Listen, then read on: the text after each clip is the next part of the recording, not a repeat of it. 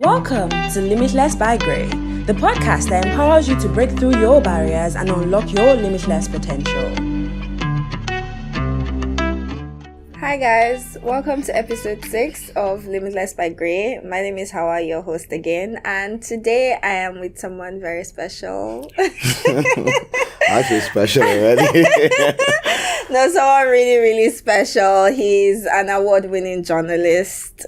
He's a writer, a very great writer, a member of the Grammy Recording Academy, A&R, and overall just a very interesting person. Hi, Joey. Hello. Joey Akan. How Officially Jonathan Akan, but hi, Joey. Yes, yeah, it's Joey. Jonathan is from a previous life. Oh, okay. I'm sorry. No, this one's still cool. Yeah. I switched it to Joey for a very stupid reason. So. Oh, do you want to share? It's not safe for work. Oh, okay. Yeah. Okay. This is not that type of podcast. Okay, but I want. Okay, thank you for the disclaimer, but I want to know. Okay, I'll tell I went you. outside. I'm sorry. It's not telling you guys. But how are you doing today, I'm good. Joey? How's I'm Lagos good. How treating are you, Hauwa? I'm very well, thank you. Thank you. How is 30 December treating you? It's debilitating. That's the word. Really? Yeah, the juice is not worth the squeeze. Yeah, everything's the same. You go, you sit, you stand, you drink, you dance, you eat, you watch. It's the same thing. Like, I want something There's no different. magic anymore. Yeah, maybe I'm jaded. I've done this for a long time. I was here before it became Dirty December, and we're deep in it now. And I'm just like, yeah, you do one, you do one, and you've done it all. You've done it all. Yeah. Yeah, that's the thing about Lagos. It's very interesting, but once you've done it, it's almost like you've done it all. Just becomes paint drying. Oh, I'm sorry. Yeah, my sorry. paint is drying. I'm sorry.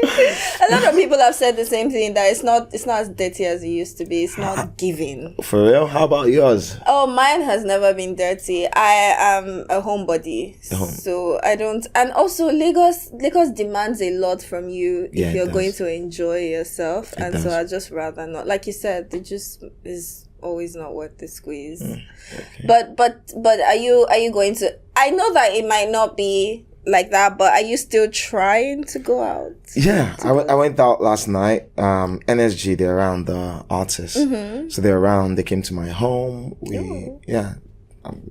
I'm that cool. Can we be friends? So they came. Yeah, sure, we're friends now, new friends. And so they came to my home. We had a conversation. It was beautiful, and they told me they had things to do in the city. So one of them was yesterday. They had a party at night. And so we came out, like, Joey, hey. And then today they're doing an album pop-up.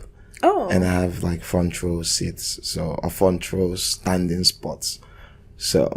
I feel like you're one of those people that, once we become friends, like, I'll be able to get tickets off you. Don't make it too loud. Because, you're one of those people who'd be like, oh, I just have tickets sitting around. I always have tickets sitting around. You see? Always. You see? But that's the nature of my job. My job, even though I appreciate it and I love it. Like Victoni has a fire concert on the 20th. And he called me yesterday and we spoke. And he was like, you're coming now? I'm like, sure. And then he's like, I told him, don't worry, it shouldn't be, I'll just hit your people and get as much as I want. And that's life. He's a good guy. And so cool. I'm a good person. That's what happens when you're a good person. No, that's so cool. Thank you. That's really cool. But that's the reality of my existence. And I'm privileged to have it. Yes, I was just about to say that, there must have been a time when it was not like this. And now it's, you just casually have these things that... Yeah, it hasn't always been like this. Just as with all things, the start of it is really humbling and rudimentary. So I started very early. But in terms of like concerts and stuff, I remember the first concert I went to, it was a Davido show. Yeah, and someone had begged and found a way to finagle the ticket. And when I got it, the manner it was delivered to me, I know I was groveling for it. Thanks for the honesty. But I was. Don't worry, if I have to grovel, I'll grovel. I'm not too big for some things. So especially when it's important to my Yeah, life, you know, yeah. it's that important. Yeah. So I got held, and then I got it, and it was tossed at me. And, you know, part of me was hurt, but I'm like, my first concert. Hey. Like, hey, I'm big time now. Hey. I love it.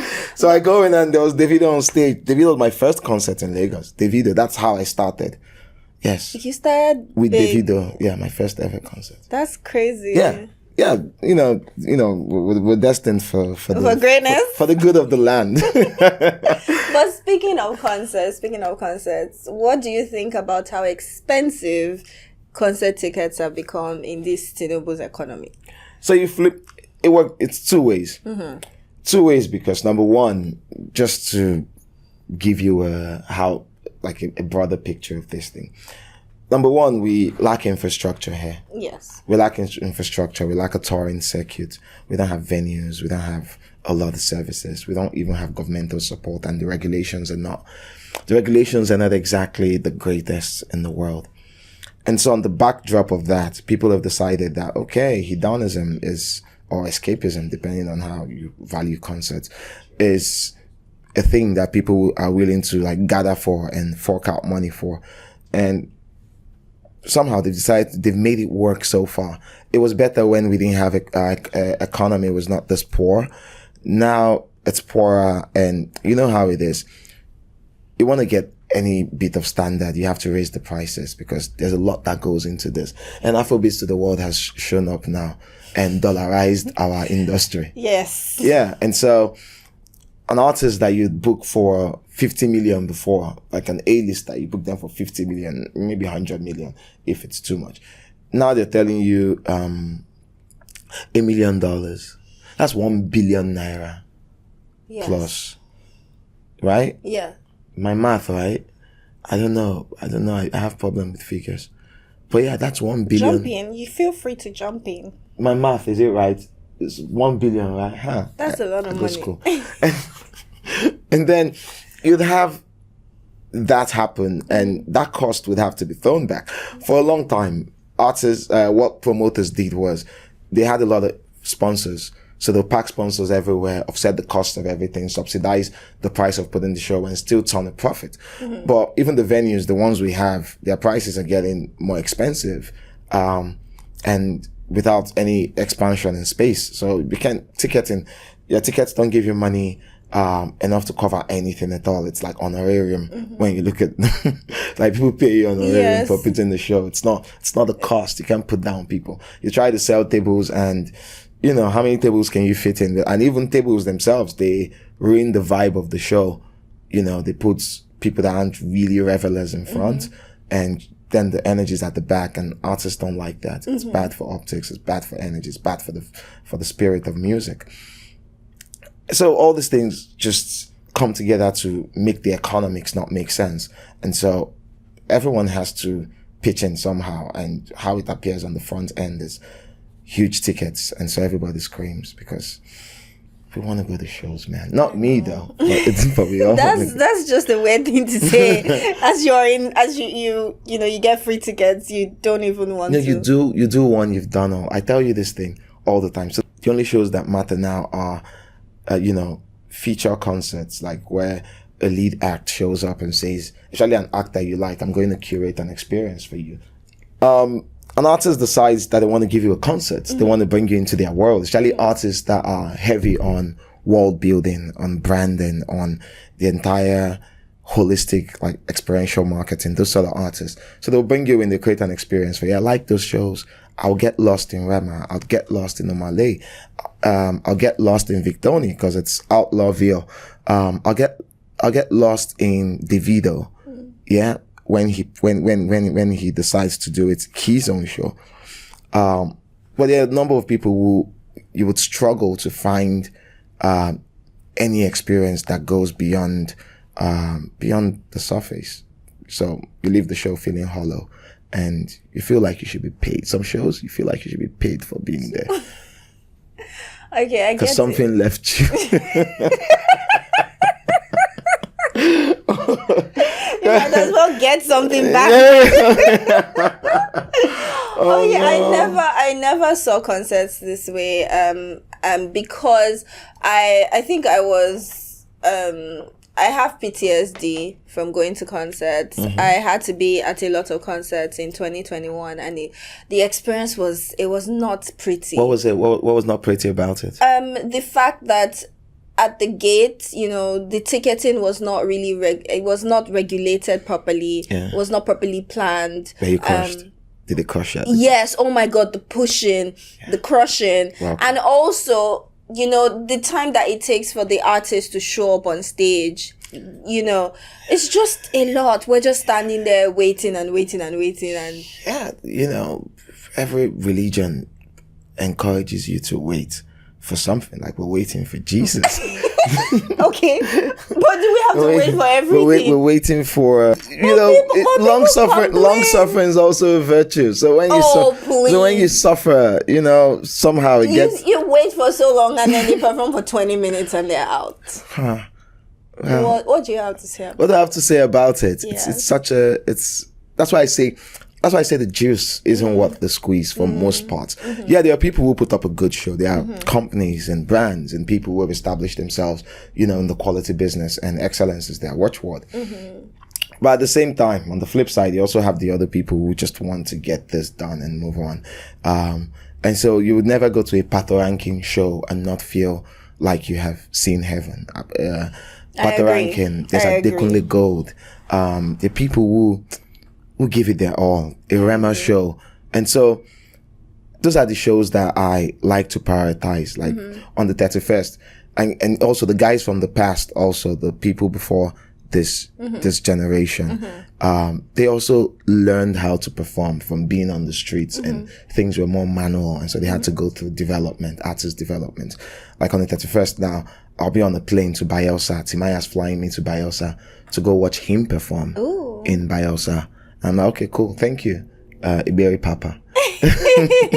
No, I feel like I've never seen Timaya perform, but I feel like just from watching his videos, he's from there's the past. A lot of energy. Yeah, he's from the past. They always excel in that department. But you said something about the dollarization of the economy, and you talked about how artists used to charge in naira before, even though it was in the millions, but now they're charging in dollars. Yeah, because Afrobeats to the world happened, and everybody started getting paid in dollars, and so sometimes you get blind to these things. You get market segmentation or compartmentalization is very foreign, especially when things happen to you on a carousel.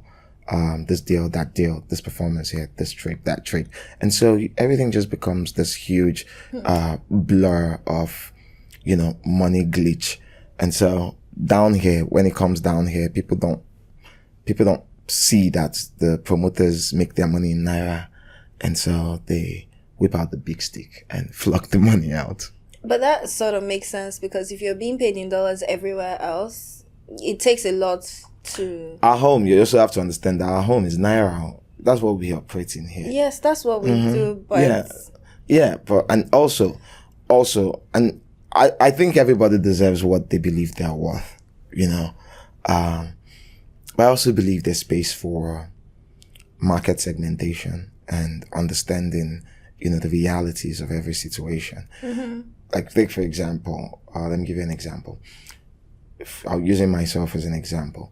If I have to do marketing work for an artist, I charge them less. Let's say an artist I don't do a lot of upcoming artists because the music sucks. But if... I'm sorry, what? A lot of the music sucks. A lot of it, but these people who and that's why they're upcoming, because they're refining it. When it stops sucking.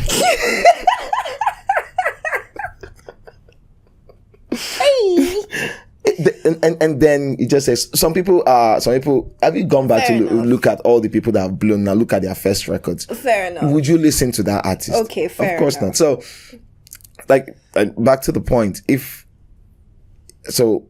an artist hits me up and say, I'm working on this concept and I want you to help add value to this in any way that they deem fit, that works for me across board, I'd be like, okay, cool. Even if it's just to think it through and just expand on it, sure, I'll charge you different from when a brand like like Pepsi, 7-Up or Coca-Cola shows up and says, hey, I want you to come teach us about culture and, give us a masterclass on culture and how we can tap into it. Of course, I'd cut your neck and you can afford it.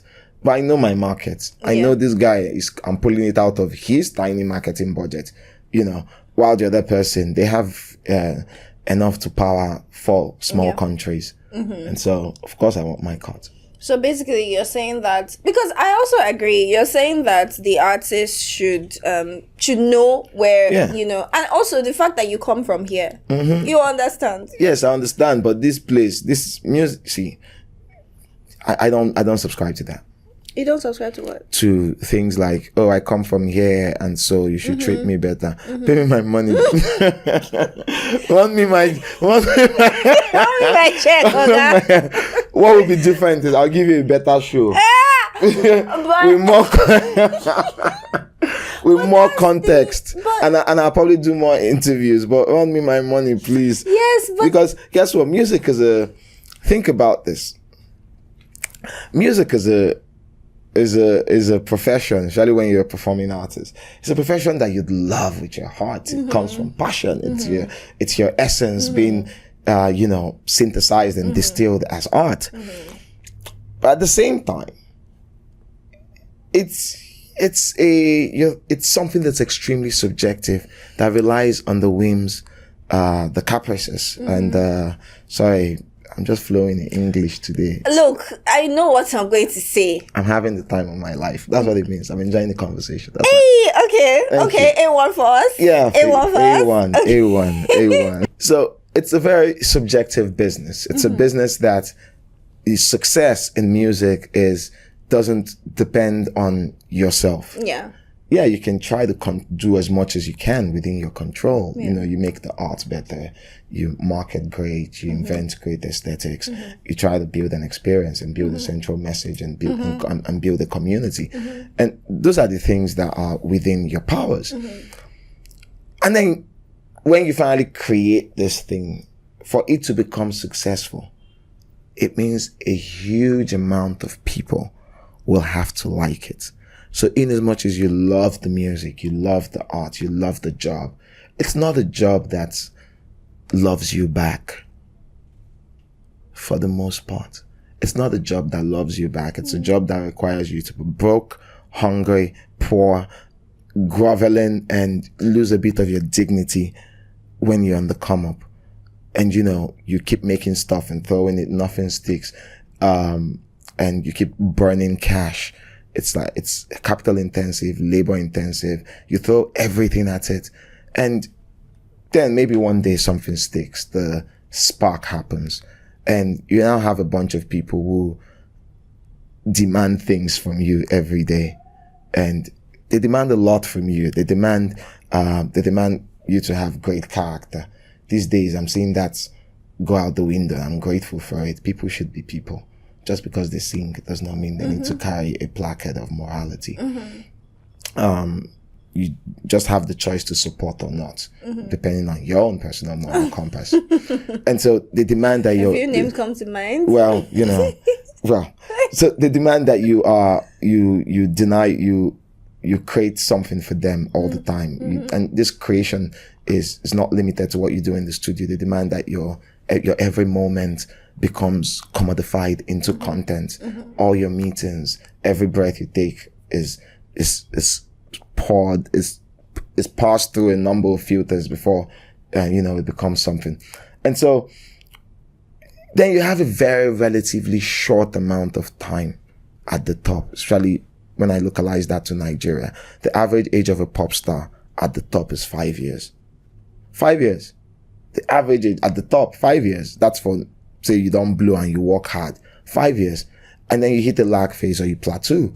And after maybe a year where you're, hanging in the balance. And then from there, it's this downward spiral into OG. Money no day OG. And so think about it. So you work so hard, you get into the spot, and then only the generational talents go beyond 5 before the decline hits.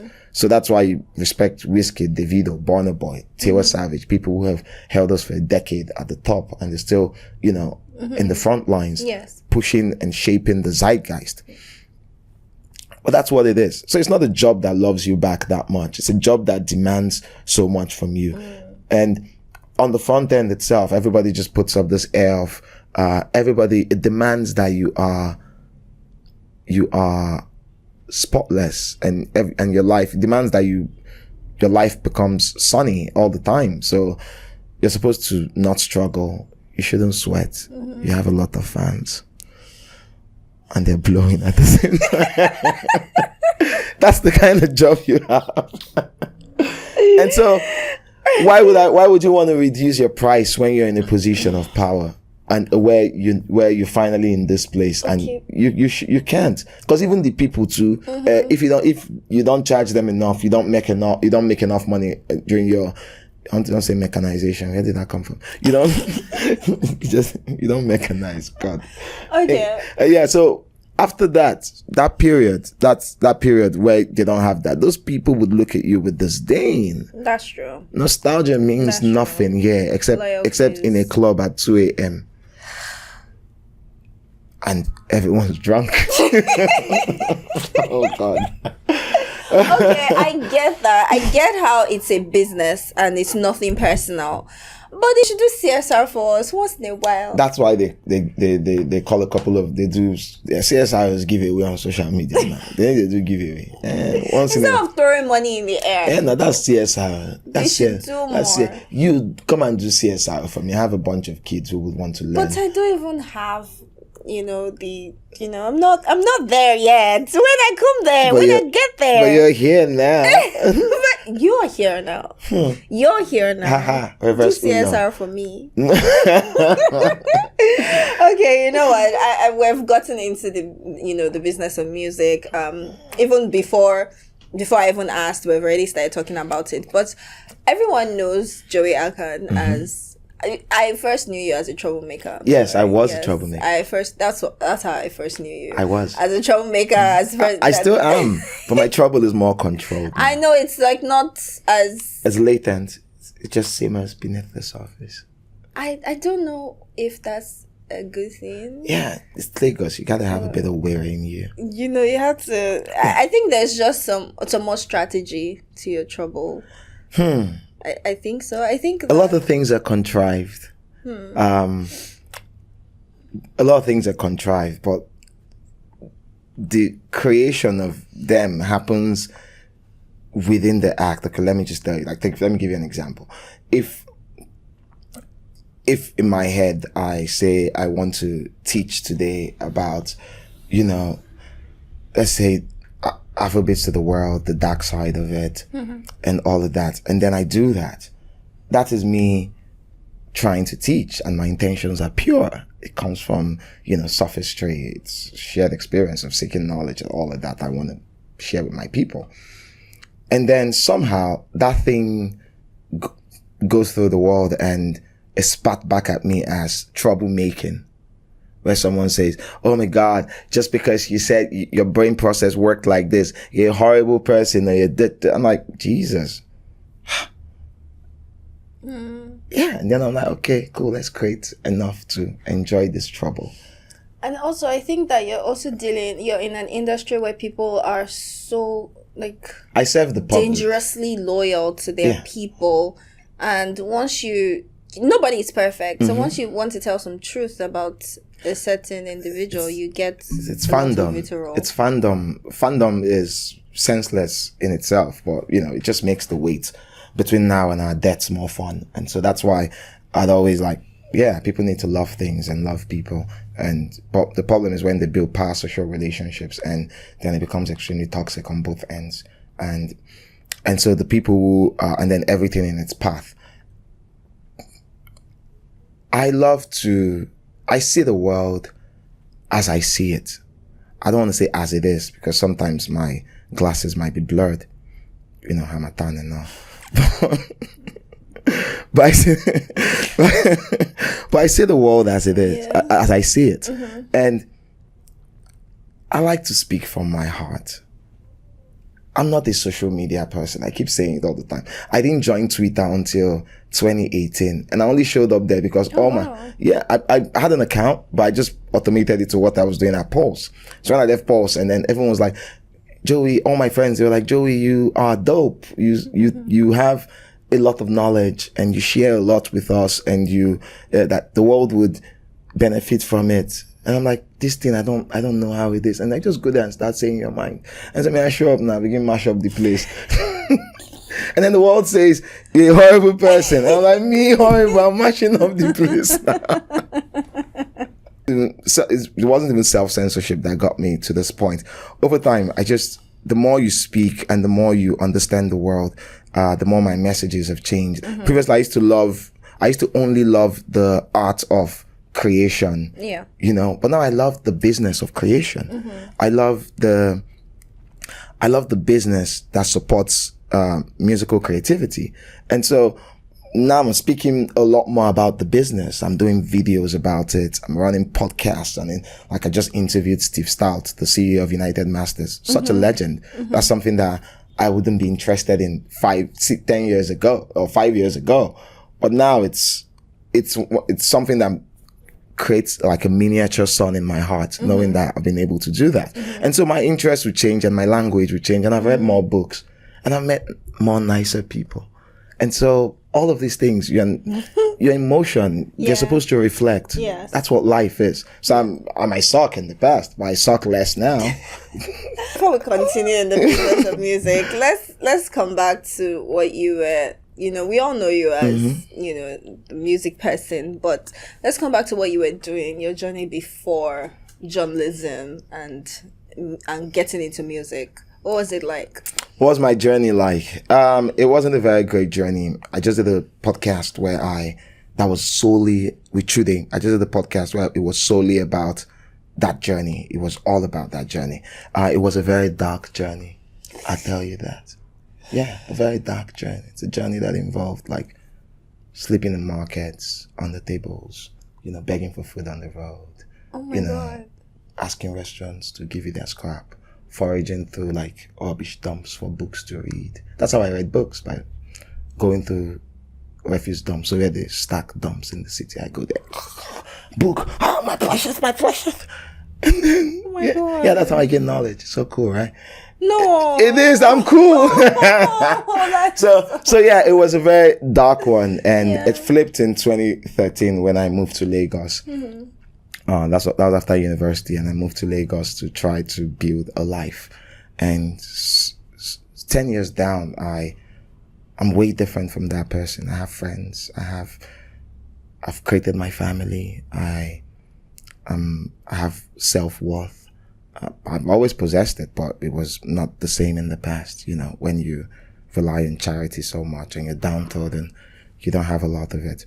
So I built that up. I matter. And so, that was it. Before journalism, I was just a kid with just a prayer. And, journalism helped me understand the world a lot more. And music, I've always been drawn to it because it was just this light, this beauty, sprayed my brain with the right chemicals. And, the mastery of sound has always just attracted me. And so journalism gave me the opportunity and the privilege to combine writing that I really enjoyed so much and music. And so, I feel like I've lived in a glitch for so long, and I'm happy to be in it. And so, that was it. So what is it about music that did it for you? Music is sweet. It is, but but people don't go writing about it. Yeah, so you must have done something. I had a father who loved music, and so my house there was always music on. So would I say the environment did? Maybe, but I have a lot of siblings too who were in the environment and I didn't connect with it.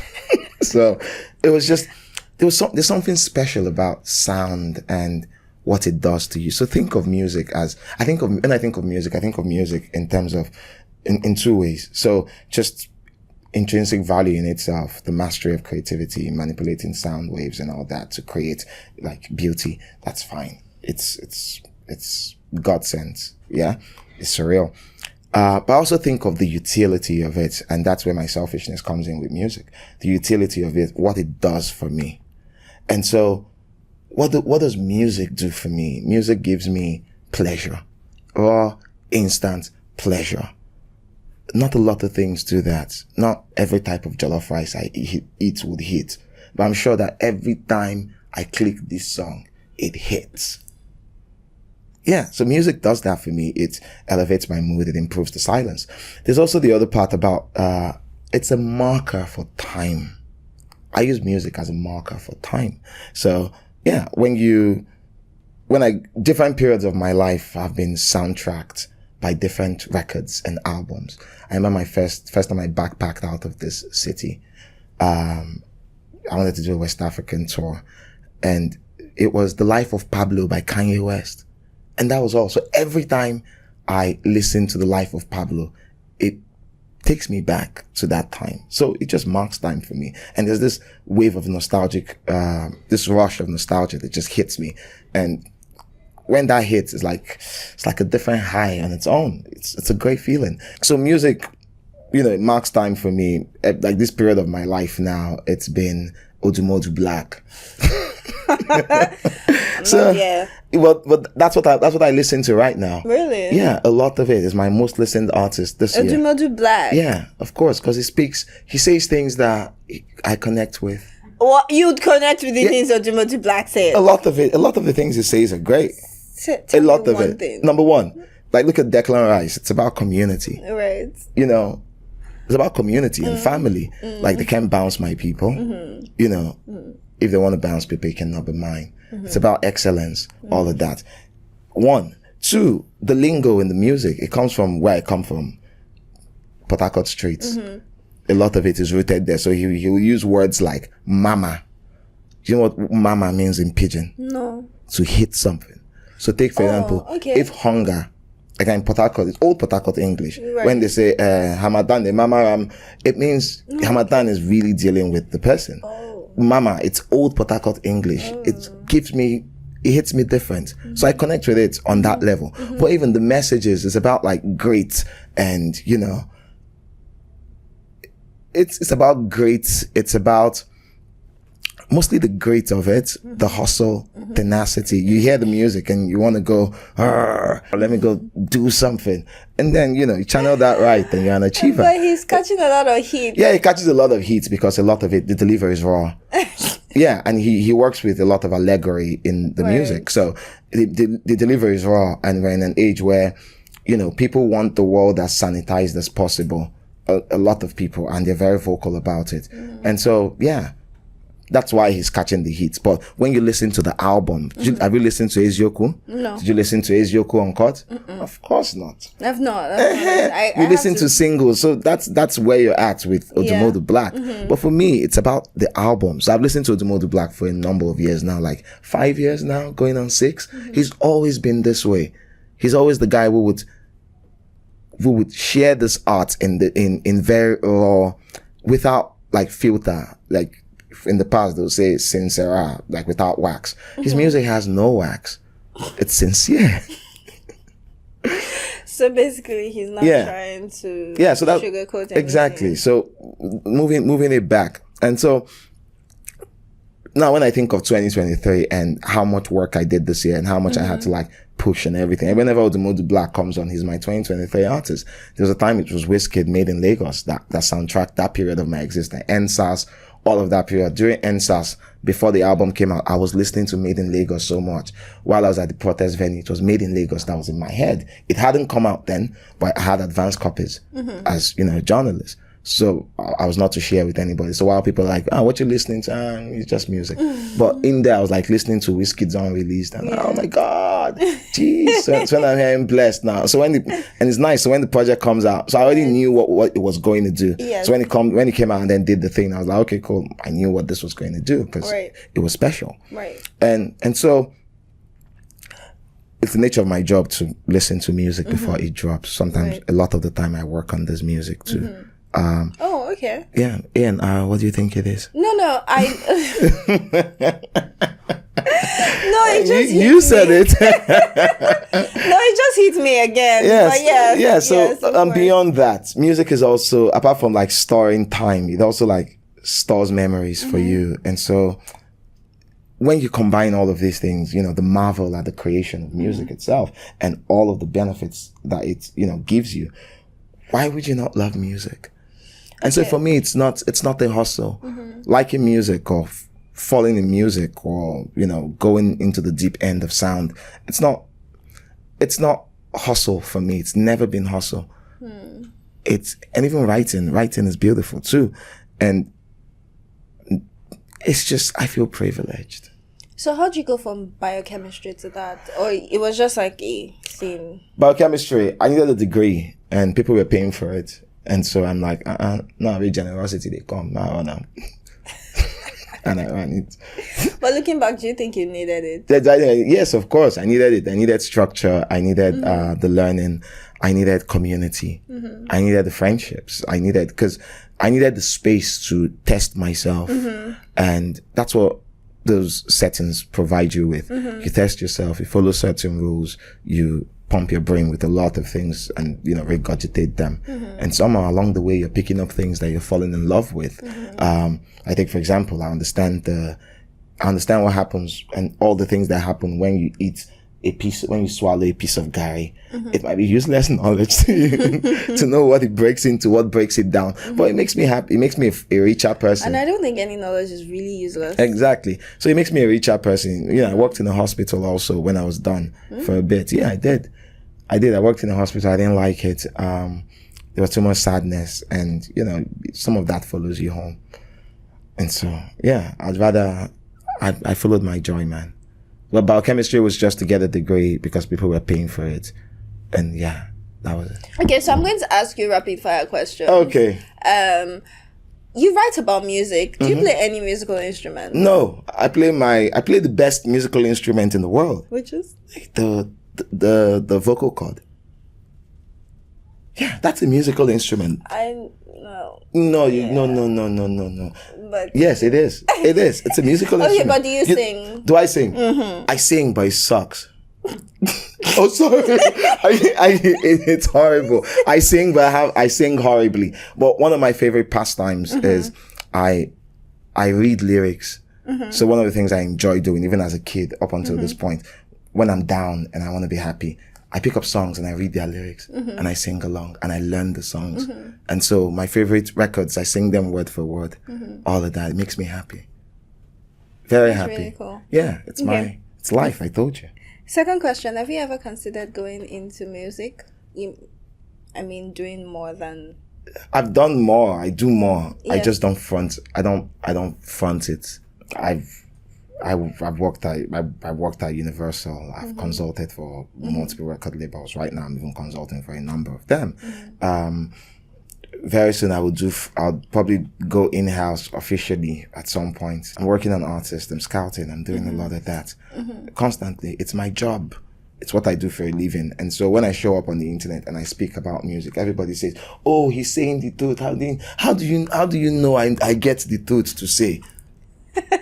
Because it's my reality. It's my day to day.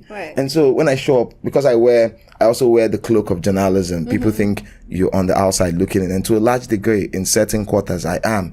But I'm also like a practitioner. So when I come out and say, I know I said it like when I say Afrobeats to the world is doing this. Everybody's like, yeah, you always make sense. You're saying the truth. How do you? Because now my work, it affects me too. It affects my own pocket. You have a point. So now my work, I come talk. Your top 5 Afrobeat songs for the year. Top 5 Afrobeat songs for the year. Number 1 should be Omalé's Reason did for me a lot. Odumodu Black's Commend. Yeah, Commend. Yeah. So I listen to my music differently. So Odumodu Black's Commend. There's also Rema's DND. Oh. Yeah, DND. It came late, but it hit in there. And then Benson's Pidgin and English. Very interesting piece. Yeah, if you want to throw, you could also throw in Davido's Feel. I think that's the most complete song we made this year. Yeah, it's perfection. The country. Oh, okay. We had a poor year in music, but that was such a light. That song, it's perfect. Everything is perfect. Really? Feel. Perfect. Everything.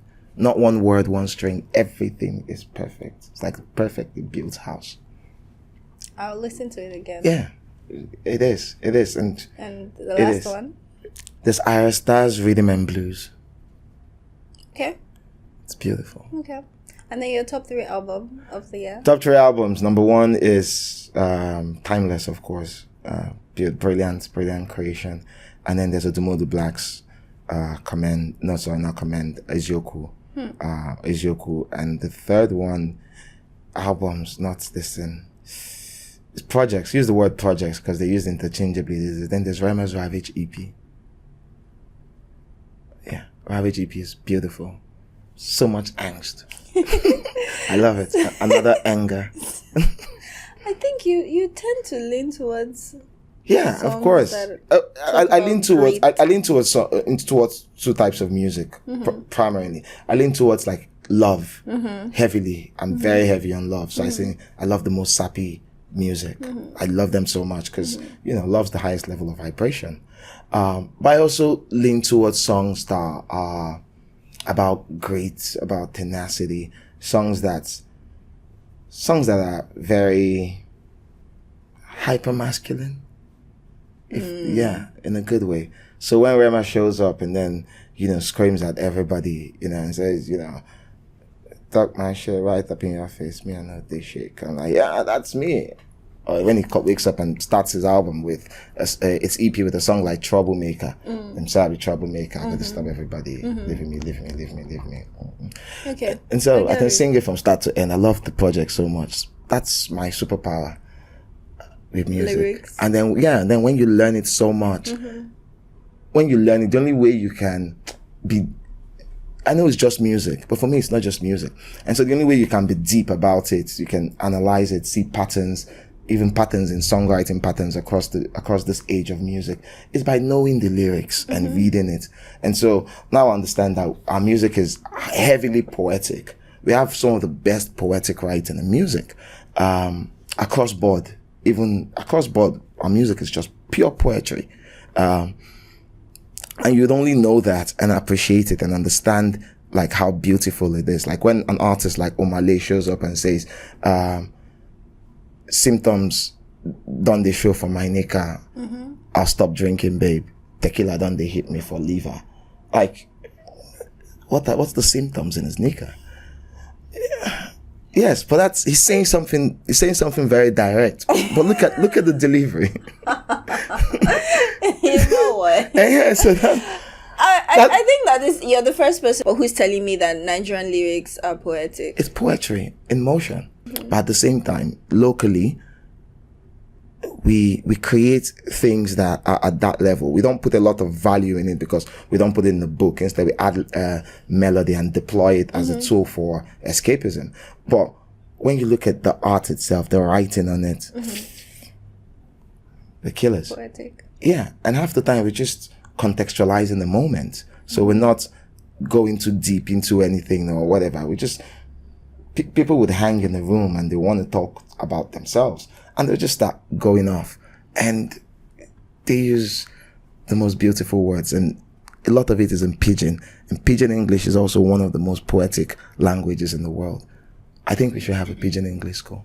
I think that's beautiful. Yeah, so that's how deeply I enjoy these things. Okay, let's in short, I just wanted to ask you one question. In short, why music and why writing about music and nothing else? I tried everything else. You tried everything? Yeah, I did politics. I did. See, I've lived multiple lives. It's the one that blew that people know. Yes, no. That's what they do. The one we blew, now you sabi. Yes, that's true. But so you're saying that you have other interests? Yes, I have multiple interests. I only give the world music because I keep everything for myself. Yeah, my job is to project music and to intellectualize music or add literature to sound. Now I'm doing other things like podcasting and making visuals now. Next year I'm doing events and all that. I'm building building an agency also. But at the heart of it, you're a person, and a person is comprised of multiple things, multiple facets, and you can reinvent yourself in multiple ways. You know, you're growing, you're in flow. And so I pick up things, I drop them. I pick up things, I drop them. I pick up things, I drop them. Music is here because it's life itself. It is not a hustle for me. I'm not working when I am working. That's very profound. Yeah, I'll charge you heavily for it. But it's not. Because it's me leaving. It's interesting work. Yeah. How long have you been at this? 10 years. Wow. Started in 2013, but it's been such a beautiful decade of laughter, tears, and joy, happiness, ebb and flow, figuring things out, knocking my head against the wall, reinventing myself, reinventing the nature of my work, and, connecting with the world. So I've seen my world expand incredibly in 10 years. Some of the things I see them as normal. Like when the biggest independent music company in the world calls you and says, hey, the CEO just wants to have a conversation with you. You're not working. You're just having a conversation because he thinks your mind is brilliant. That's so cool. And yeah, then maybe you consult for him later, but it's something that happens on my normal Wednesday, or when I can wake up now and say I want to stroll into maybe an A-lister's house just to say hi and listen to the music they're working on. Just like that. That's so cool. Yeah, like I leave here and say, hey, let me just say, if I call Victoria or Benson, I'm like, are you in town? Yes. How far? What you working on? You're like, come through now. And then you go and then you listen to their music, their catalog for the next 2 years. Do you know how much joy that is? That is cool. Yeah, so that's what 10 years has given me. And that is cool. And I've been able to do phenomenal work that has redefined the state of what we call music journalism. I've been able to lead from the front, and even now at this stage, I'm still in the front lines, and I'm grateful that I have the opportunity to continue doing that. 10 years. Yeah, cheers. To 10 years. Okay, coming to journalism, tell me about Afrobeat intelligence. So Afrobeat intelligence was something I founded as a reaction to my world closing in. My world closed in a lot in 2020. In 2020, yeah, I saw my world closing in. Editorial budgets were drying up all around America and the UK and Europe. I mean, I wasn't getting as much commissions there. Locally, I was not the most loved person in my industry. And so I saw all of my gigs disappearing because, I'm, like you said, I used to be a very heavy troublemaker, and those things, they come at a cost. They take their toll. Yes. And in one of those episodes, involved a lot of people like retreating from me. And so I saw my wall closing in, and I'm like journalism world.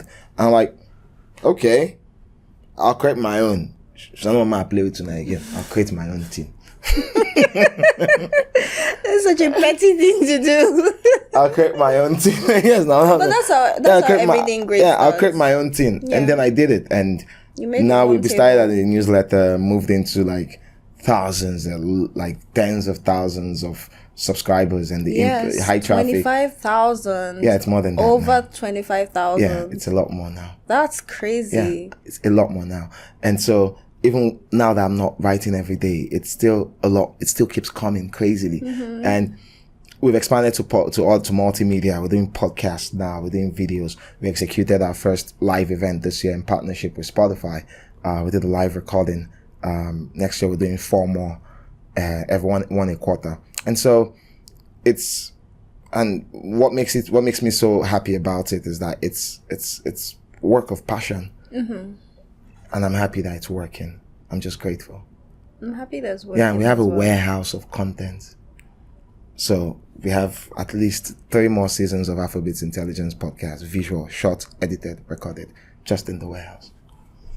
That is beautiful. Yeah, Congratulations. Thank you. It's hard work. It's hard work, but thank you. So you've interviewed so many people. Like you just talked about being able to walk into anyone's house and just, talk to them, listen to their music. Who is that one person that you'd say, I'd really like to interview this person again? I'd definitely do this again. Omale. Oh. Yeah, Omale and Zlatan. What makes them special? Omale speaks my language. Speaks my language on a cerebral level. And he's been someone that he's someone that I connect with his story so much because his story is not too dissimilar to mine.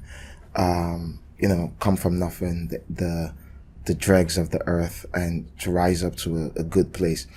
And I love his artistry. And so I've done a podcast with him. It was beautiful. One of my best episodes ever. Really good. And recently he hit me up and was like, let's do another one. And so, yeah, because that's how impactful it was for him. Yeah. So people tell me that all the time. There are lots of executives who say, you formed the basis of my entire, I get so much respect. Like you formed for a lot of reasons, but more than ever within my industry, I see we have multiple generations of music execs and professionals. But for the last 3 generations, they respect me because they say all of their learning in the game, a lot of it, a huge chunk of it has come from me. I've had execs from outside the country, Afrobeats to the world, hitting me up and coming to the city and hunting me down because they're like, thank you for teaching me about Nigerian music. I've had young people tell me, I got my job because I listened to your podcast. I've had artists come, a lot of them, multiple countries, come to me and say, Joey, you've expanded. Yeah, they call me multiple things. You've expanded my world in so many ways about music. So I'm a teacher. That's what I do. I bring light to music, and I'm grateful. And did you ever envision how far you'd go, especially with Afrobeat Intelligence? I just wanted to create my team. But you know how you start something and be like, oh, this thing is going to be so huge. Or did you just start? You're just like, you know what, let me just start. I have never had, and I'll say this, I've never had extremely long-term plans. So I don't know what I'll do in 5 years or what I'll be in 5 years. I might have mental frameworks. I might of interest. I might have mental models of spaces that I want to expand into. But when I started Afrobeats Intelligence, I wasn't thinking of an event. Next year, I have 4 being planned for next year. But when I started, I didn't even know this would become an event. It was just a newsletter. But one other thing, I keep my eyes open. I keep my ears wide. I keep my neck on a swivel. And I absorb. So if the world speaks to me in a different way, I would always seek to embrace it. It is hard. It kills you. There's so much fear in your heart all the time. I move with a lot of fear and trepidation, and my anxieties go through the roof. But at the same time, I keep focusing on the North Star, which is I like this. I love it so much and I care about it and what it does for the world. And so that's why I do it. So I don't envisage anything. I just say, I want to do the best work possible with all the resources I have at this point in time. And God continues to bless that and to support that, and I'm grateful. Your story is so inspiring. Thank you. You've come so far, and you have a lot of quality. It's unlike coming far without any sort of substance. You've impacted so many lives. Thank you. Without even trying. And I'm so inspired by your journey. But now coming to the Grammys.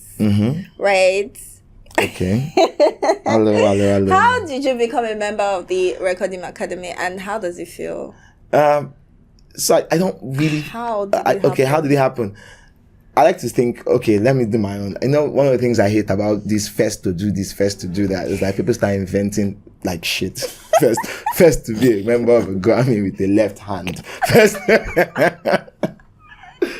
But I like to think I'm the first, at least in this generation, this postmodern generation of Nigerian music. I think I'm the first music journalist to be a Nigerian music journalist to be a Grammy member, just off journalism. That's just off telling stories about music.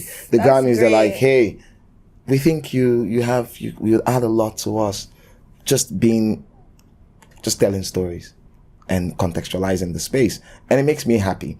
And even so, the year hit me up randomly. So first they pulled me in a lot of meetings to do other things, actually when they were trying to create the Grammy category for Africa. So I was in a lot of meetings. I'm seeing everybody there, member from this chapter, and I'm like, I'm not a member. I Joey Akan, Afrobeats Intelligence. So this year, earlier this year, they just hit me up and like, we want you as a member. I'm like, okay, cool. Let us recommend you. So they just recommended me, and they wrote my CV out, recommended me, and then that's it. And I accepted and paid my membership fee. And so, yeah, it's nice. There's a lot of like, it feels great. I don't think of it, because I'm a member of the Grammys. I'm a member of the BET Academy. I'm a member of the Mamas Academy. I'm a member of the Mobos Academy. So UK, Black America, Global, Local. Headies offered me a membership, but I was too busy at that point for them. And so I flicked. So the Grammy was just the icing. You just collected all the stones. And You're a star. No, Thanos, bad man. He's a star. Well, yes, he is. I know lots of people that are on his side. Yeah, so, and then these things satisfy my ego, and that's something I try to kill within the space. So I don't talk about my work often. I just do the work.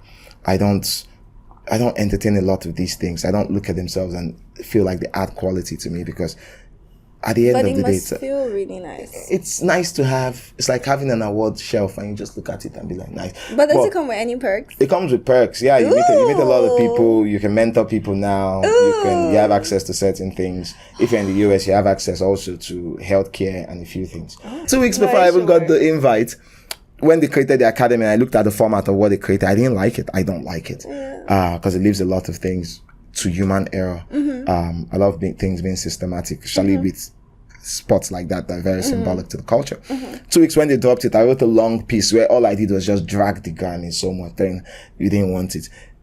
A week later, I saw the invite, come and join us. I'm like, okay. Oh, so that came from dragging them. No, it had come before. I'd done the application and everything. But after I did that, a part of me didn't want to do it. Yeah. Because I'm like, oh God, this Grammy thing. I'm waiting for them to announce, to accept to accept, even though they invited me, but to accept it. Maybe this will switch them. A part of me, it always comes up. But I'm like, bro, this is from my heart, Jared. I don't like the mind does the tag go on. And because it was important that, I contextualized this, and I did it. And when I did it too, people are like, oh my God, people are like, hey, Joey, why did you do my page, all of that stuff. I get a lot of heat all the time. All of that happened. I'm like, if this cost me my Grammy, it cost me my Grammy, but I said my piece. I said my piece. I don't like this. And then when I got the invite, I'm like, You're too proud. I'm not proud. I did form. I'm not proud. So yeah, it's nice. It's nice to be able to contribute to your industry in this way. It's nice to give, to be able to like help to shape narratives and global music, especially as it interacts more since we've broken pop framework now, and our music has such a great impact on the world. It's nice to be able to like speak for it, advocate for it, and ensure that it is contextualized properly, and the narratives are right, and there's someone in the room. There are more people in the room speaking for our artists.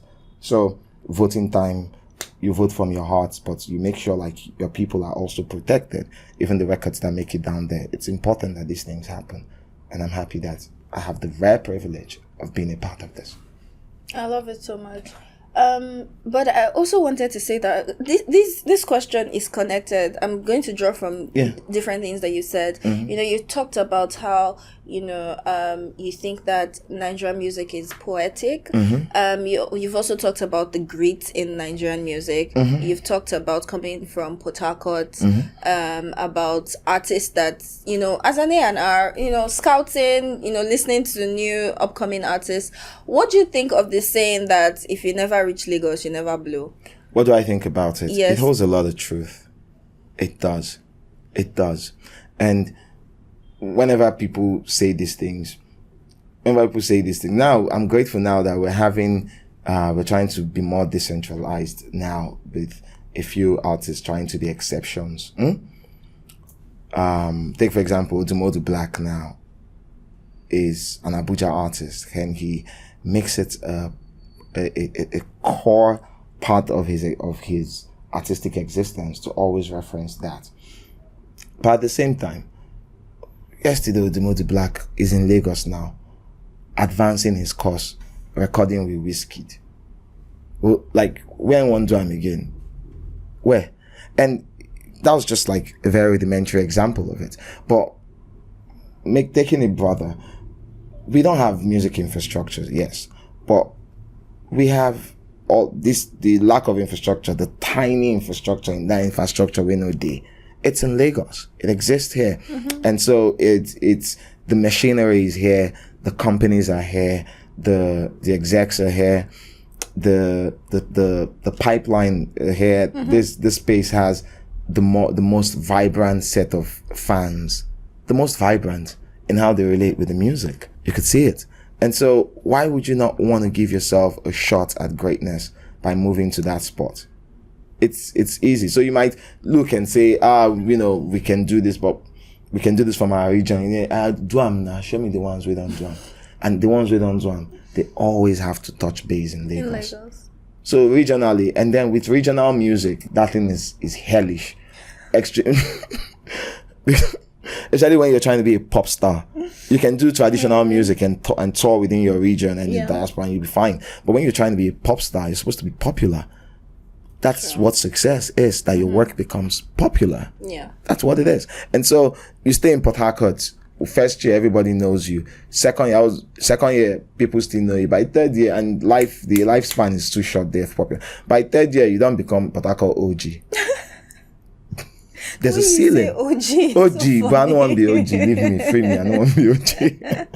And so you don't become Port Harcourt OG. There's no money in it. And so, and then you think about it as a person who's striving for excellence. You want to be the best at what you do. Don't you think excellence is when you are truly like excellent at the top of your game, at the highest levels of it? Lagos affords you that opportunity. Yes. Native no go open your office for you, they work with you because you're 042. Yes, you have a point. That's true. Okay. I think that is one more thing that there's something that I really want to ask you. It's very, very interesting. You know, when they talk about streaming farms, can you explain it to me? Like, okay, how streaming farm works. So streaming farm in Nigerian music is us breaking the fourth wall. And, music is about invention. You feel a certain way and then you work to create it and put it in the world. So you invent sound, invent a new style of sound, or you manipulate sound to invent a new style of it. You invent words to contextualize that sound and call them lyrics. You invent the visuals that come with it, the aesthetic that, would anchor what goes into the ear to give you optical vision. Optical like anchor to what goes into the ear. You can stretch it, you invent events, or you contrive events to promote that thing and call it marketing. That's what it is.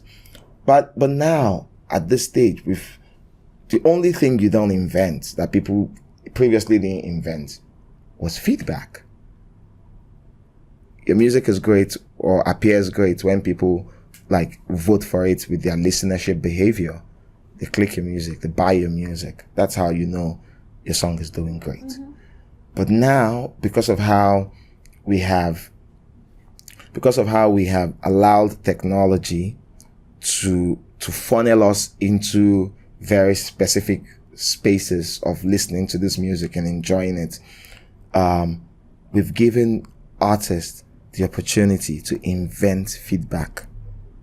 So, and it gets easier more than ever to invent feedback and appear to be bigger than you are. So that's what it is. So stream farming makes everyone think your music is good. Artists want to look big They want to use those numbers for marketing. They want to use those numbers to get in certain rooms. And they also want to delude themselves because they think the Lulu is the Salulu. But is it helping? It doesn't help. It's a crime destroying? against yourself. It ruins your numbers. It ruins your metrics and everything. It's a huge crime against yourself. And also it's deceptive to the public. Yeah. Because I know, yes, now my one stream. But I want but I want my one stream to count. I want to look at those numbers and say and say I streamed once, the next guy streamed once, the next guy streamed once. And then that's what it is. I want to feel that happiness from contributing to someone's success. But how you'd always catch these people who get streams without this thing is a lot of their shows aren't full. There are people who have also learned the art of so there are people who have just done the streaming, but they can't pack venues. And that's where you actually make your money. You can't pack venues, you can't tour, because these people, they are robots in India and Russia. Yeah. And so that can work for you. There are also people who, there's also another school of thought. There are people who say Afrobeats to the world is happening. And while we have a lot of people here, we don't have a lot of people to accurately capture the size of this market and reflect them in streaming numbers. We don't. We say 200 million people. The majority of that is, are the youngins. And the youngins, they are money. They're pirating this music all over the place. Yeah. So those numbers are not counting as they should. And so what people do is we cannot play at the highest levels of it. So we cannot play at the highest levels of world music and say we're bringing enough to the table when we don't have the numbers to back it up. We don't. Other people who have cracked the global pop center, you see the Latinos, they've got bushels and bushels of people just streaming, and their numbers are great. Even if people don't value them in the middle, they have a lot of numbers at home. They'll go do their own thing, and they have a lot of numbers to sustain that market. Right. We don't. Yeah. And so I see. Yeah, and so people say in order to compete fairly on that level, we could just, I know we don't get 100 million people downstream, but we can push in another 100 in there. So that's what stream farming is on a different level. But there's also a sinister one. And that's the one where people say, and this one, it happened outside. I think a number of people are beginning to catch on to it and to use it, is how you can clean money via streaming, especially if you're independent.